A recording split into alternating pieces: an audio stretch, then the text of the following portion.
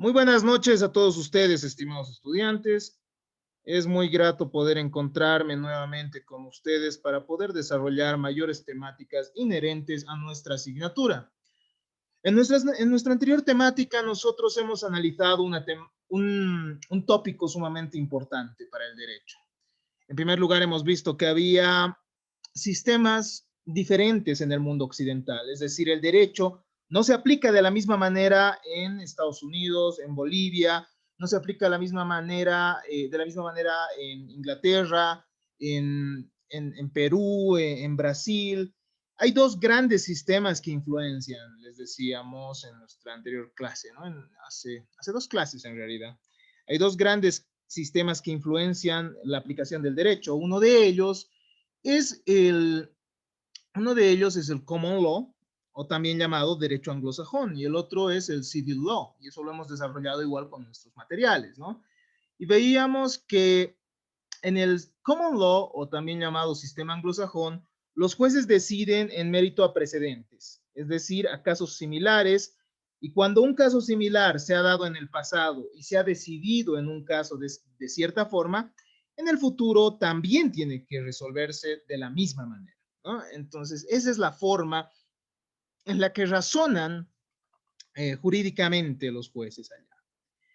Pero en nuestro sistema, estimados estudiantes, nosotros nos basamos en una ley previa, ¿no? En una norma previa que establece conductas.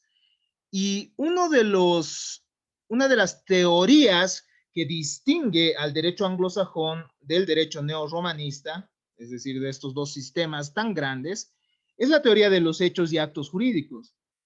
La teoría de los hechos y actos jurídicos, decíamos nosotros, tiene como presupuesto el hecho de que todas las conductas estén previstas previamente o todas las conductas relevantes jurídicamente tienen que estar previstas por la norma, ¿no?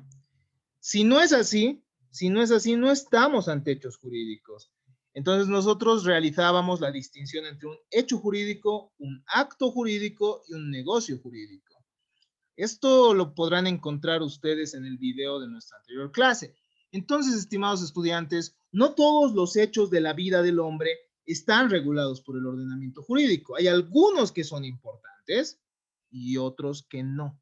Otros que el legislador no los ha considerado importantes y por tanto no les ha otorgado consecuencias jurídicas.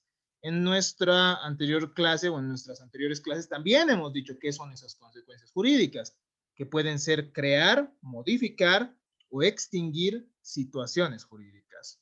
Es decir, estimados estudiantes, que a veces la norma establece que se crean situaciones jurídicas. Por ejemplo, cuando nosotros contraemos matrimonio, cuando contraemos nupcias, hemos adquirido una nueva situación jurídica, es decir, ya nosotros no seríamos solteros, sino seríamos casados, ¿verdad?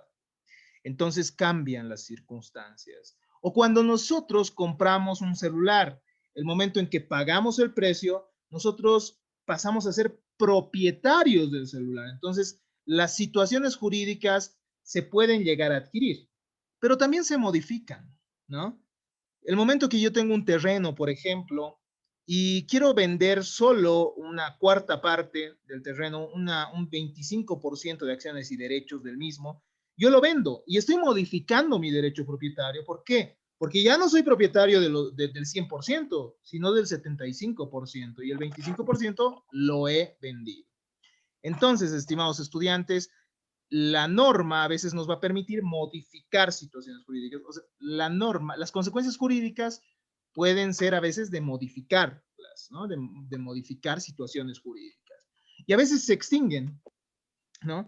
A veces un hecho previsto por la norma jurídica trae como consecuencia la extinción de una situación jurídica. Y nosotros decíamos, por ejemplo, con la muerte, estimados estudiantes, se extingue el derecho al nombre, se extingue el derecho a la situación, el estado civil, se extingue el domicilio, por ejemplo, el derecho al domicilio que tenemos, y así varios derechos que son personalísimos, ¿no? Inherentes a la persona. Entonces, cuando la persona desaparece de este mundo, ¿qué es lo que sucede? También ciertos derechos se extinguen. O también podemos extinguir nuestro derecho cuando compramos, ¿no? Pero ustedes me dirán, ¿cómo extinguimos y qué derecho extinguimos? Cuando uno va al mercado y decide gastar, imaginemos 10 bolivianos en un refresco, ¿qué está pasando? Esta persona está extinguiendo su derecho propietario sobre el dinero y a la vez está adquiriendo un derecho propietario sobre ese refresco, ¿no? Entonces, estimados estudiantes, los hechos jurídicos son todos aquellos eventos, sucesos, acontecimientos de la vida real generados por la naturaleza o por el hombre y que van a producir consecuencias jurídicas, ¿ya? Y estos sucesos, estos eventos, estos acontecimientos a los que me refería y a los que se refiere la doctrina, a veces son realizados o a veces son sucesos de la naturaleza, ¿no? La naturaleza, siempre y cuando la norma lo establezca, puede producir consecuencias jurídicas. El nacimiento, por ejemplo, ¿no? El nacimiento es un suceso natural, un suceso de la naturaleza que produce efectos jurídicos, porque el momento que una persona nace, sus derechos llegan con él, esa capacidad de adquirir derechos y obligaciones, esa cualidad para ser sujeto de derechos y obligaciones, está ahí por el solo hecho de haber nacido y por el solo hecho de ser un ser humano, ¿no? Entonces, o también el tiempo, ¿no? El tiempo es natural, ¿o no? El tiempo es algo que transcurre naturalmente. Y el tiempo puede lograr que nosotros adquiramos, o sea, podamos adquirir derechos también, ¿no? Porque cumplimos 18 años y desde ese momento nosotros tenemos la facultad de formar parte de procesos y tenemos también la facultad de negociar en contratos. El hecho jurídico entonces es un género grande. Luego viene el acto jurídico. El acto jurídico es una parte del hecho jurídico. Y les pido entonces que revisen esos videos en los que hemos desarrollado estos temas. El acto jurídico se refiere a la declaración, las declaraciones de voluntad y también las manifestaciones de la voluntad del hombre que van a generar efectos jurídicos. Entonces, son todos aquellos sucesos, acontecimientos, eventos, fenómenos generados por la voluntad del hombre que van a producir efectos jurídicos. Algunas veces es involuntario, ¿no? Cuando es involuntario se queda en el hecho jurídico, que es el género. Por ejemplo, cuando alguien atropella a otra persona, entonces esto lo hace involuntariamente. Eso queda en el mundo del hecho jurídico, porque no ha sido su voluntad realizar ese suceso de la vida. Pero a veces nosotros, los seres humanos, tenemos plena intención de producir, bueno, de realizar actos que van a generar efectos jurídicos. Por ejemplo, adoptar a un niño, ¿no? Adoptar a un niño es un suceso voluntario que va a generar efectos jurídicos como tener la autoridad paterna, la autoridad materna, el matrimonio. El matrimonio es voluntario, ¿no? A nadie lo obligan, incluso si fuera por la fuerza, eso ya tendría vicios de nulidad. Entonces, en el matrimonio, por ser voluntario, estamos ante un acto jurídico y así podemos nombrar varios. Los contratos, ¿no? Los contratos son voluntarios. Dentro del acto jurídico, bueno, el acto jurídico se manifiesta de diferentes formas, las hemos explicado en la anterior clase, pero dentro del acto jurídico hay una forma específica, la declaración de voluntad que puede generar la autorregulación de las relaciones jurídicas. Es decir, no siempre la ley va a establecer las consecuencias específicas de lo que podría pasar en el mundo jurídico si es que algo se da en la vida real. A veces, estimados estudiantes, y bajo ciertas circunstancias, la norma permite que las personas podamos autorregular nuestras relaciones económicas. ¿No ve? Y ustedes dirán, ¿a qué se refiere? O sea, esto suena medio raro. Cuando nosotros celebramos contratos de compra-venta, nosotros podemos moldear estos, nosotros podemos tener, ¿cómo diríamos? Esa facultad de establecer términos, formas en las que se va a entregar, etcétera, ¿no? Entonces nosotros decidimos y la ley nos lo permite, ¿me entienden? Entonces la ley no lo prevé todo. Si la ley lo estableciera todo, así de manera clara, estaríamos fritos, ¿no? ¿Por qué? Porque, estimados estudiantes, si esto aconteciera, probablemente se paralizarían las relaciones económicas, ¿no? Por ejemplo, imagínense que la ley diga, todas las personas que compren un automóvil modelo 2005 tendrán que pagar el precio de $20,000. Entonces, bueno, a algunos les convendría y a otros no, ¿no? A los vendedores tal vez sí, a los compradores tal vez no, y eso sería un absurdo. Entonces, la ley nos permite realizar negocios jurídicos. Yo les recomiendo la lectura de un gran jurista italiano que es Emilio Betti. Emilio Betti tiene una teoría del negocio jurídico en la que nos explica estos aspectos, ¿no? La importancia de que nosotros podamos autorregular esas relaciones. Probablemente, Diana, alguna vez tú cuando has comprado algo que tú querías, has tenido que negociar, ¿no? Con tu vendedora. Le has dicho, a ver, no, rebajame. O le has debido decir, ¿sabes qué? No tengo ahorita la plata completa, pero vamos a hacer esto. Yo te voy a pagar esta semana la mitad, de aquí a 2 semanas una cuarta parte y de aquí a un mes te voy a pagar el restante, el saldo. Entonces, hay esa posibilidad y ahí estamos ante el negocio jurídico, ¿ya? El negocio jurídico, entonces, es aquella posibilidad que tiene, bueno, se refiere a las declaraciones de voluntad que van a regular nuestras relaciones jurídicas. Eso es lo que hemos avanzado hasta ahora. Les estoy haciendo un resumen, ¿no? Un resumen de lo que hemos avanzado para que no entremos fuera de contexto, digamos, o sea, sin comprender lo que vamos a avanzar ahora.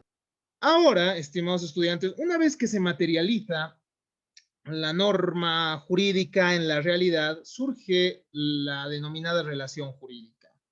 Es decir, va a haber una persona que va a poder exigir a otra una conducta o la entrega de un bien en mérito a la materialización de todo eso que hemos visto, ¿no? Del negocio jurídico, del acto jurídico o del hecho jurídico.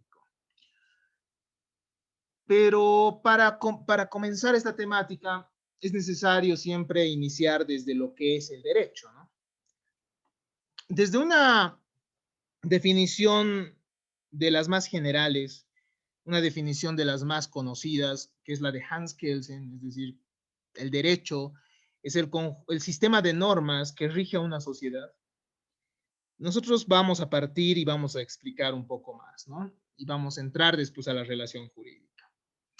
El derecho, entonces, como decíamos, es un conjunto de normas que rige a la sociedad y puede tener un concepto más complejo, eso sí, ¿no? Y lo van a estudiar en filosofía jurídica, en teoría del derecho, digo, introducción al derecho y en otras asignaturas. Hay varias definiciones del derecho. Sin ir muy lejos, tenemos la del brasileño, la teoría Miguel Reale, con su teoría tridimensional del derecho, que nos dice, el derecho no solo son normas, ¿no? Son valoraciones también que se dan de las normas y también son hechos que se dan en la realidad. ¿A qué me refiero con esto?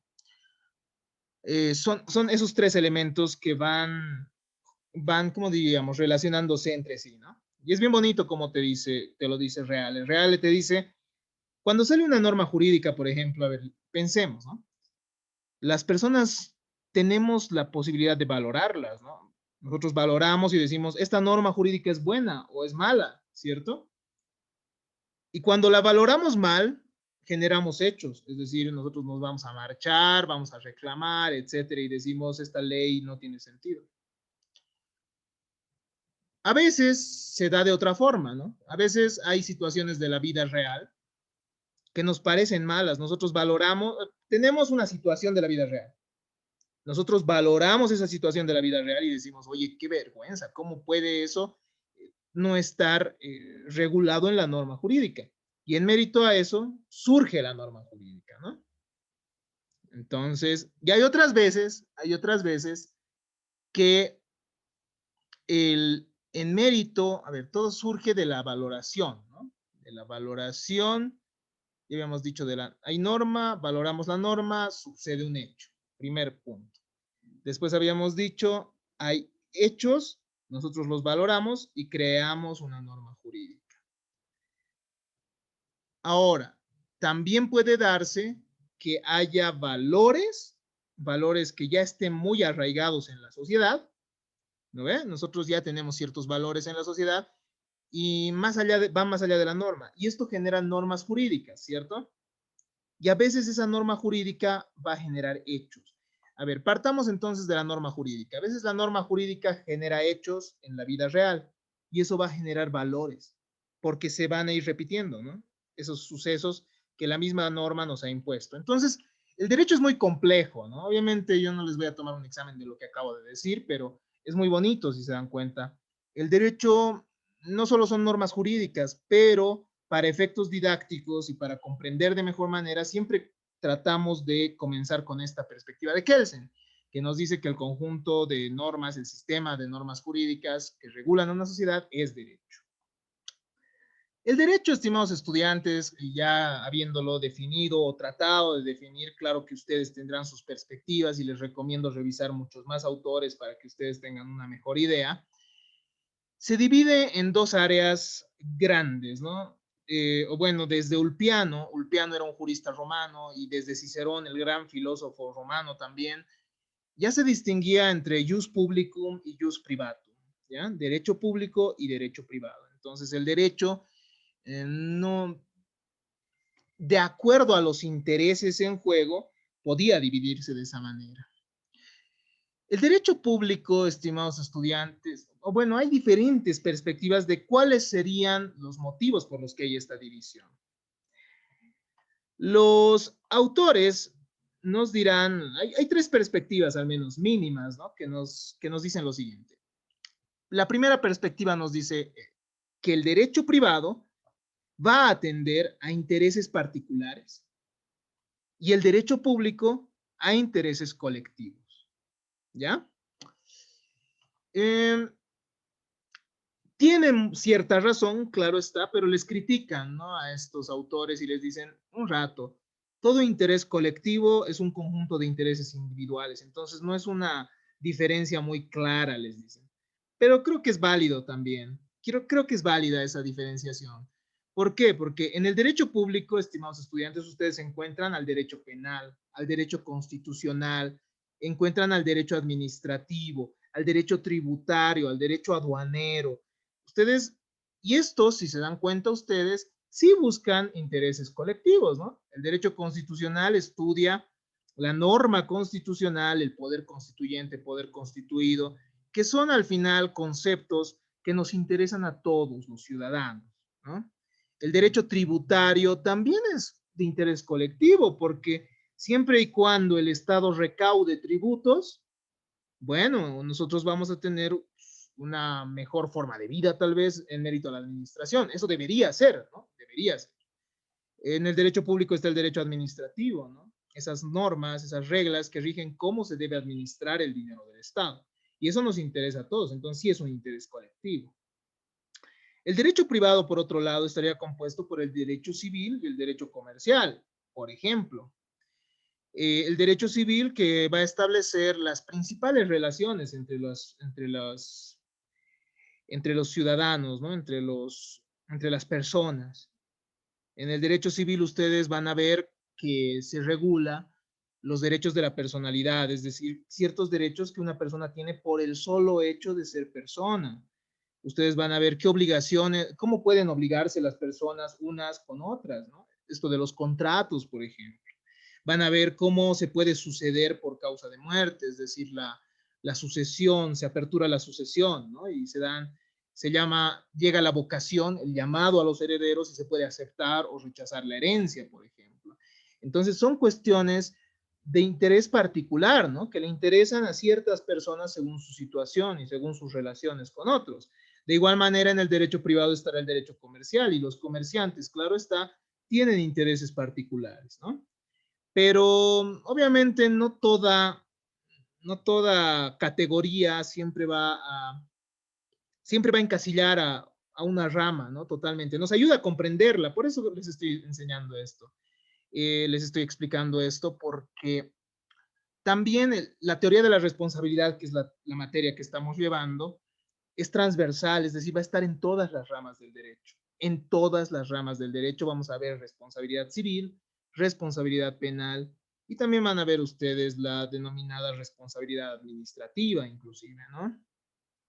Entonces, por eso es que nosotros revisamos un poco de esto para que lo comprendan, aunque igual lo van a ver seguramente en teoría general del derecho o introducción al derecho.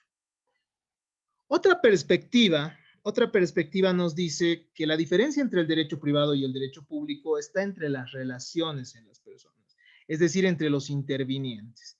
En el derecho público se da una relación entre Estado y ciudadano, ¿ya? Mientras que en el derecho privado se da relaciones entre iguales. En el derecho público habría una relación de carácter vertical, es decir, el Estado que tiene mayor poder al ciudadano, ¿no ve? No en vano, por ejemplo, dentro del derecho público estará el derecho penal. Mediante el derecho penal, el Estado puede privarnos de nuestra libertad, inclusive, ¿no? Entonces hay una relación de poder muy fuerte. El Estado tiene una situación, un poder de imperio, con el cual puede afectar inclusive nuestros derechos. Entonces, y en el derecho privado nos dice, estamos ante relaciones de carácter más horizontal, es decir, las personas en un ámbito de igualdad, ¿no? Y no habría esa posibilidad, no habría una persona que esté por encima de otra. Pero al final, estimados estudiantes, nada impide que el Estado también forme parte de las relaciones de derecho privado. No sé si ustedes alguna vez han visto oficinas del Estado que son alquiladas a particulares, ¿no? Y esa es una situación de iguales, si se dan cuenta. Entonces, no todas estas características son ciertas.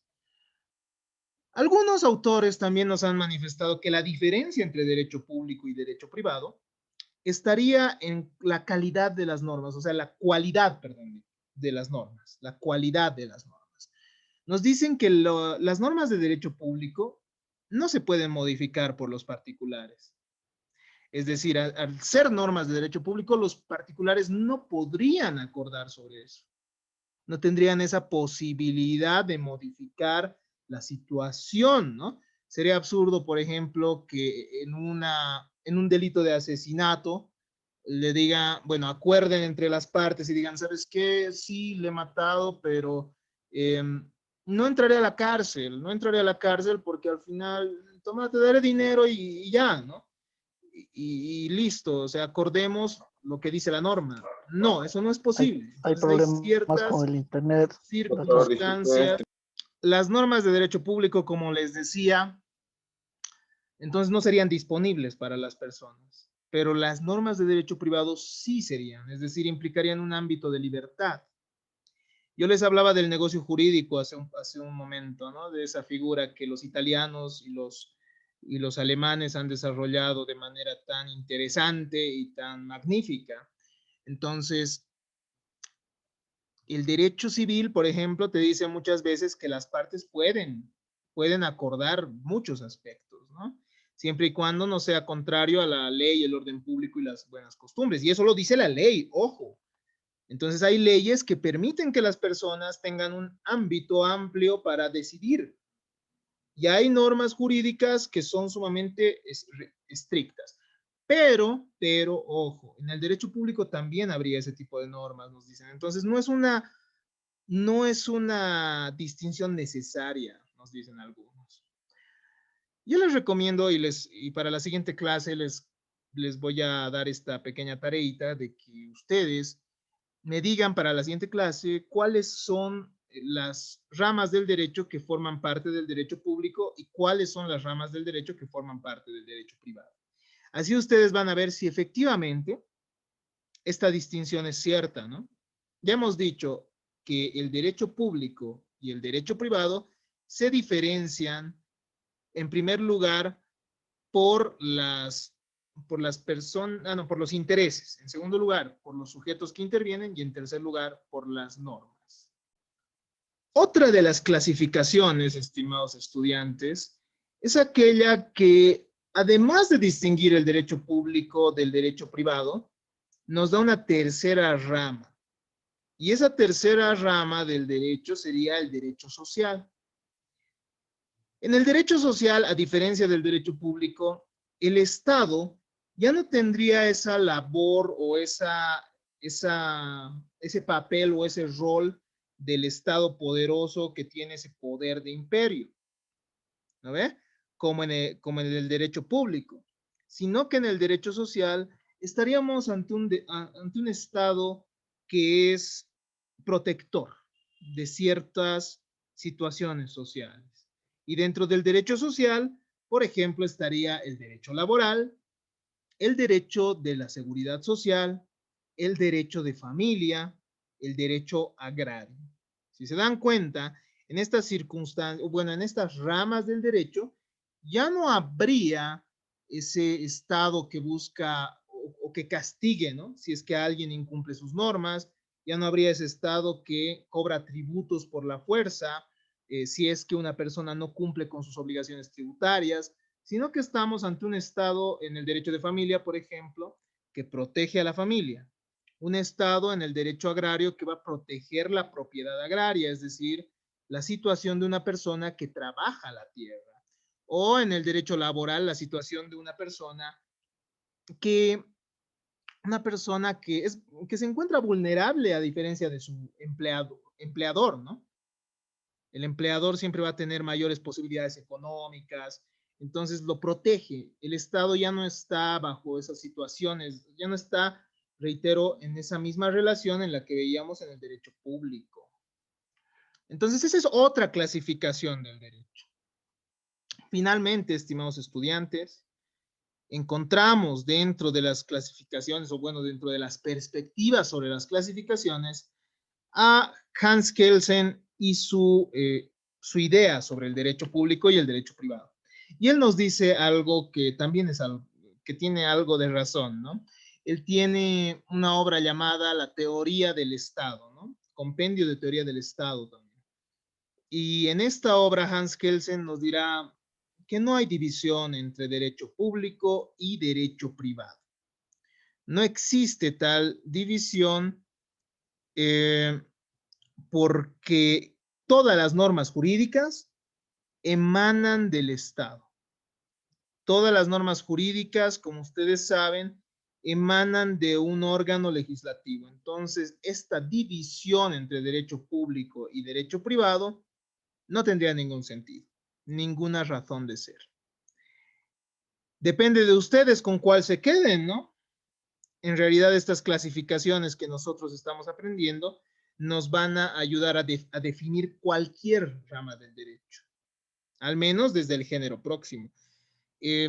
Aristóteles nos enseña a definir los conceptos, ¿no? Primero viendo el género próximo y las diferencias específicas. Por ejemplo, ¿no? Si queremos irnos al derecho penal, diremos, el derecho penal es la rama del derecho público. Entonces ya tenemos ahí, ¿no? Interno. También el derecho privado y el derecho público se dividen en interno y externo, según sus efectos se vayan a realizar dentro del Estado o fuera de él, ¿no? Entonces, dentro del derecho privado externo estará el derecho internacional y así. Entonces, es una labor investigativa que ustedes tienen que realizar para poder comprender mejor el derecho en general. Y nosotros hemos visto esta clasificación porque, estimados estudiantes, la responsabilidad se va a dar tanto en el derecho privado como en el derecho público. En el derecho privado, estimados estudiantes, se va a dar el momento que una persona dañe a otra con la reparación. Y esto incluso ha llegado al derecho público. ¿Por qué? ¿Por qué, estimados estudiantes? Por el hecho de que a veces es el mismo Estado el que va a generar daños, ¿no? Entonces hay la figura de la responsabilidad patrimonial del Estado. Entonces, reitero, la teoría de la responsabilidad está dentro de todas estas áreas, dentro de todas estas ramas. Nuestra materia, reitero, entonces va a ser transversal, ¿no? Teoría de la responsabilidad. Encontramos responsabilidad en diferentes áreas del derecho. La responsabilidad solo es una parte de todas las relaciones jurídicas que pueden darse en el mundo, ¿no? Por ejemplo, ustedes van a ver la obligación, van a ver los derechos de la personalidad, hay diferentes relaciones jurídicas. Pero, ¿qué es la relación jurídica? ¿No?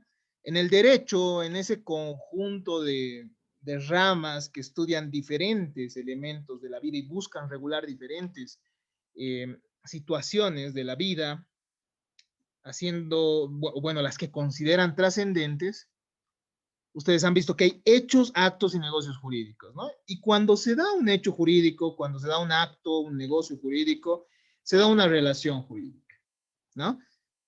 Imaginemos, a ver, el momento que una persona, por ejemplo, mate a otra, esto genera una consecuencia jurídica, una relación jurídica. ¿Entre quién? Entre el Estado, que va a exigir que esta persona pague una pena, y esta persona, ¿no? Que tendrá que defenderse.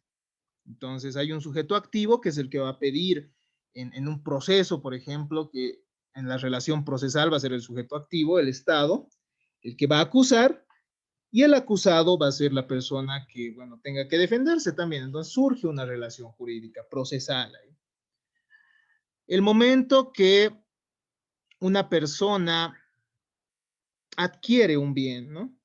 El momento que ustedes han comprado su laptop, el momento que han comprado sus celulares, el momento que han comprado sus sillas, se ha generado una situación, una relación jurídica. En primer lugar, surge un hecho jurídico, digo, surge un acto jurídico, ¿por qué? Porque ustedes compran eso y generan una situación jurídica de propietarias, ¿no? Y en mérito a eso surge una relación jurídica. ¿Qué relación? La relación en estos casos de los derechos reales, van a ver ustedes mejor aún cuando vean la materia como tal en Civil 2, es la relación de todo el mundo que tiene que respetar esa titularidad que ustedes tienen, ¿no?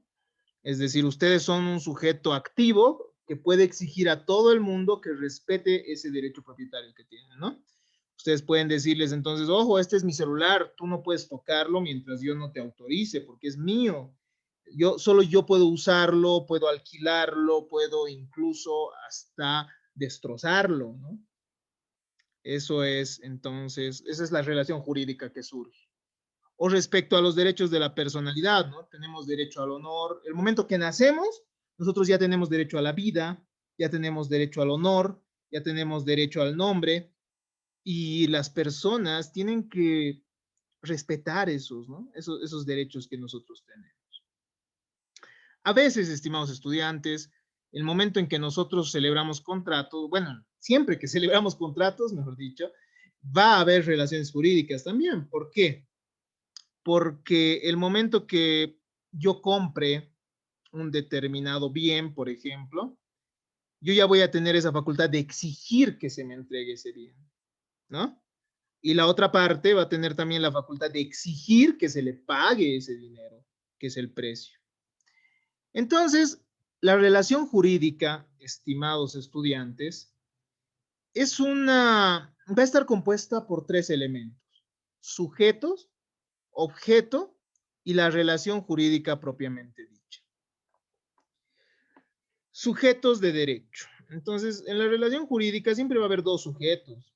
Un sujeto activo que va a exigir una determinada conducta al otro sujeto. Y este sujeto que tiene que realizar la conducta o tiene que cumplir cierta entrega de un bien, etcétera, es el sujeto pasivo. ¿Ya? ¿Quién es el sujeto de derecho? El sujeto de derecho es todo ser capaz de adquirir derechos y contraer obligaciones. Por tanto, toda persona individual o colectiva. Ustedes cuando vean personas, la materia, van a ver que hay personas individuales como nosotros, ¿no? Cada uno de nosotros, seres humanos, somos una persona individual. Pero también hay personas colectivas. Ustedes conocen las sociedades, ¿no? Sociedades anónimas, SRLs, han debido ver alguna vez que son empresas, que son personas colectivas. También han visto seguramente asociaciones, fundaciones, y estas personas, por una ficción, digámoslo así, de la ley, aunque es más complejo, pueden también contraer obligaciones, ¿no? Por ejemplo, una empresa te puede deber dinero, una empresa en la que son tres los socios, es una persona colectiva. Entonces, estimados estudiantes, los sujetos de derecho pueden ser personas individuales, es decir, seres humanos como nosotros, o personas colectivas. Y las personas, para satisfacer sus intereses, eh, ejercitan mediante su voluntad ciertas situaciones, ¿no? Ciertos convenios, ciertos acuerdos, ¿verdad? Nosotros tenemos hambre, vamos al mercado y compramos algo de comer. Entonces es una relación jurídica que surge. Y usualmente lo hacemos por nosotros mismos, pero también a veces el interés puede pertenecer a una persona y el poder de voluntad a otra. Por ejemplo, en el caso de los incapaces, ¿no? Es decir, en una persona va a estar el interés y el poder de voluntad en otra. El caso de los niños, ¿no? Los niños no pueden celebrar negocios jurídicos, sino tendrán que hacerlo mediante sus padres hasta cumplir los 18 años y desde ahí recién. Entonces hay situaciones en las que tiene que darse la representación. Una persona no actúa por sí misma, sino lo va a hacer su representante. En el caso de personas colectivas, estimados estudiantes, asociaciones, fundaciones, empresas, etcétera, estas lo hacen mediante sus administradores, ¿no? No es que todos los socios vengan para endeudarse contigo. Ellos tienen un representante. Entonces, los sujetos de derecho, ya hemos dicho, pueden ser personas individuales y colectivas, pero a veces estos sujetos no tienen esa posibilidad de obrar conforme a su voluntad. Entonces, lo hacen mediante su representación, ¿no? En el caso de los niños, los representarán los padres. En el caso de de las empresas, sus representantes. En el caso de los interdictos, es decir, hay 9 personas, ustedes saben que hay personas que no tienen bien desarrollados sus elementos de conocimiento y voluntad porque tienen problemas mentales, ¿no? Entonces se les nombra un tutor y es su tutor el que va a obrar en nombre de ellos. También el titular puede ejercer su voluntad en beneficio de otra persona. Entonces, dentro de la relación jurídica hay sujetos, ¿no? Hay sujetos y pueden darse diferentes eventualidades. Por ejemplo, en el contrato de seguro, ¿no? A veces uno dice, voy a comprar un seguro de vida para que mis hijos reciban la prima, es decir, reciban ese monto de dinero en caso que yo muera. Y en este caso hay un acuerdo, ¿no? Una relación jurídica entre quiénes. Entre la aseguradora, la persona que quiere tomar el seguro y bueno, a veces le beneficia esto a una tercera persona, que es el beneficiario. Los sujetos pueden ser individuales, el hombre considerado como persona individual o colectivo, eso ya lo hemos dicho, ¿no? Una reunión de bienes afectados o un conjunto de personas. Se ha sostenido por algunos juristas, entre ellos Binchait, que existirían derechos sin sujetos, ¿no? Como la herencia yacente. ¿Qué pasa si una persona muere y no ha dejado ningún heredero? Sin embargo, después se ha arreglado que en realidad no hay sujetos sin derecho, ¿no? Digo, no hay derechos sin sujeto. Hasta acá espero que haya quedado claro entonces. El segundo elemento de la relación jurídica es el objeto. El objeto es la prerrogativa del titular. En el derecho de propiedad, el objeto van a ser los beneficios que tiene el dueño, por ejemplo. Entonces, el objeto van a ser aquellas conductas que pueda exigir el sujeto activo. ¿No ve? Yo, por ejemplo, a ver, imaginemos una circunstancia. Le digo a Diana, Diana, por favor, quiero que seas mi representante en este juicio. Entonces te doy un poder, ¿no? Eso que se llama un poder o contrato de mandato, se llama técnicamente. Yo puedo exigirle a ella que vaya al juicio, que se presente, porque hemos firmado ese contrato. Entonces, el objeto sería esa conducta que tiene que desempeñar Diana para cumplir con esa relación jurídica. Los objetos pueden ser cosas, como por ejemplo en una compra-venta, cuando se tiene que entregar la casa, cuando se tiene que entregar el terreno, el auto, cuando se tiene que entregar, qué sé yo, las frutas en el mercado que compras, hay, ¿no? Esa obligación que se tiene que entregar. Entonces, a veces pueden ser cosas materiales, algunas veces, objetos del mundo distintos al hombre, perceptibles por los sentidos, como los que hemos mencionado hace un instante, pero también pueden ser cosas inmateriales, cosas no corpóreas. Dentro de estas están, por ejemplo, fuerzas de la naturaleza que el hombre ha descubierto y utiliza en la satisfacción de sus intereses, ¿no? La energía eléctrica, por ejemplo, que nos brindan ciertas empresas es objeto de relaciones jurídicas, ¿no? Ellos nos brindan ese servicio y nosotros pagamos el servicio. Entonces hay ahí una relación jurídica y el objeto ahí va a ser la entrega de ese bien incorpóreo, inmaterial, ¿no? O a veces nosotros podemos ser propietarios de propiedad intelectual, ¿no? Ustedes han, supongamos que Carla Verónica ha creado una canción y es una canción muy buena, entonces decide registrar su propiedad intelectual. Y con esa propiedad intelectual ella puede disponer de la misma y ver quiénes pueden difundir, quiénes pueden editar, etcétera, ¿no? Entonces, ella puede, ese va a ser el objeto de las relaciones jurídicas que decimos. A veces el objeto, nos dice Romero Sandoval, que es la fuente de este material, puede ser la persona humana, o sea, no como una venta de personas, eso está prohibido, ¿no? La persona es tiene un carácter extrapatrimonial. Ojo. Cualidades de la misma denominadas derechos de la personalidad, ¿no? Nosotros, por ejemplo, tenemos derecho a la vida, tenemos derecho al honor, y entonces esas cualidades que tenemos, porque la vida es una cualidad que tenemos, ¿no? El honor es una cualidad que tenemos. Entonces, esas van a ser objeto de la relación jurídica, es decir, el resto de personas tienen que respetar eso. Y ellos tienen una obligación de qué? De no hacer, de no tocar eso que es nuestro, ese derecho que es nuestro. Otras personas también dentro del derecho de familia, prestaciones que debe realizar una persona, forman parte de la relación, del objeto de la relación jurídica, ¿no? Reitero, a veces la persona tendrá que realizar actividades, ¿no? Por ejemplo, si yo estoy celebrando mi cumpleaños y contrato una banda para que amenice la fiesta, ¿no? Imagínense en esa situación, ¿qué es lo que está pasando? Yo soy sujeto activo, yo ya he pagado un monto de dinero y el sujeto pasivo de esa relación es la banda que he contratado. ¿Y cuál es el objeto? Ellos tienen que tocar un conjunto de canciones durante cierto tiempo que hemos estipulado. ¿Ve? Entonces, a veces son prestaciones que debe realizar una persona. También habrá prestaciones que se tienen que dar dentro del derecho de familia, ¿no? La asistencia familiar, ustedes saben, conocen la asistencia familiar. Hay una persona que tiene que pagarla y hay una persona que puede exigirla. Entonces, el sujeto activo es el que exige esa prestación y el sujeto pasivo es el que tiene que cumplir esa prestación, esa actividad o esa entrega de bienes. A veces pueden ser los derechos el objeto de la relación jurídica, ¿no? Uno puede ceder una prenda, por ejemplo, que es un derecho que tiene, etcétera.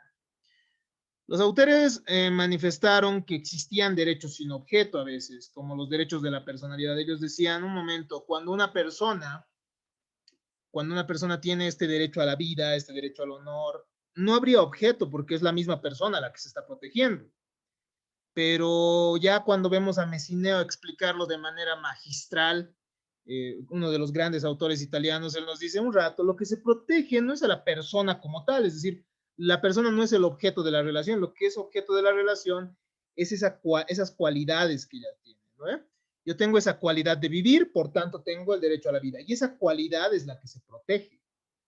Yo tengo una reputación, ¿no? Ustedes tienen una reputación ante sus amigos, ante sus colegas de trabajo, ante su familia, y esa reputación no se puede dañar. Eso es el honor, ¿no? El honor objetivo. Entonces, esa cualidad es la que se está protegiendo. No se está protegiendo directamente a la persona, al cuerpo de la persona, sino esa cualidad, nos decía. Entonces, espero que se haya comprendido. Hasta acá hemos visto que hay sujetos y hay un objeto, ¿no? Un objeto que pueden ser cosas o que puede ser el desempeño de ciertas actividades. Finalmente tenemos la relación propiamente dicha. La relación jurídica es la relación de la vida real que regula el derecho, ¿no? No hay relación jurídica si el derecho no lo establece, si la norma jurídica no establece aquello. La norma jurídica es la que tiene que establecer cuándo nosotros nos vamos a encontrar ante una relación jurídica. Porque si no lo establece la norma, estimados estudiantes, estaremos ante otras formas de relaciones, pero no una relación jurídica. ¿A ver? Por ejemplo, una relación de, a ver, imaginemos, ¿no? Una relación de amistad. Estará dentro de los usos, dentro de las normas del trato social. Es decir, será una relación que no necesariamente tiene trascendencia jurídica. ¿A ver? La ley no te dice, los amigos tienen que ser así. O sea, tienen que ser leales, no tienen que hablar mal de sus amigos. No, no como tal, o sea, no con esa situación de amigos como tal, ¿no? Sino ya va a regular otras relaciones como personas como tal. Entonces, para que haya relación jurídica es necesario, en primer lugar, una relación cualquiera de la vida real y que esta relación de la vida real se encuentre regulada por el derecho positivo. ¿Qué es el derecho positivo? El derecho positivo es el derecho que está vigente, el derecho que está ahí, el derecho que se encuentra, que rige las relaciones. A eso se refiere derecho positivo, ¿ya? No significa el derecho que es buena onda o el derecho que es optimista. No, no, no. Derecho positivo es el derecho vigente, el derecho que está ahí, ¿no? Positivo viene de positum, es decir, que está puesto ahí, es decir, el derecho vigente, ¿no? Para Planiol, un jurista francés, la relación jurídica no puede existir entre una persona y una cosa, eso sería un contrasentido, nos dice. Ya que todo derecho es una relación entre personas. Eso es lo que nos dice Planiol, ¿no? Las relaciones se dan entre personas, no entre personas y cosas. Cuando vean ustedes bienes, la materia de bienes, que es Derecho Civil 2, van a ver que hay un debate ahí, ¿no?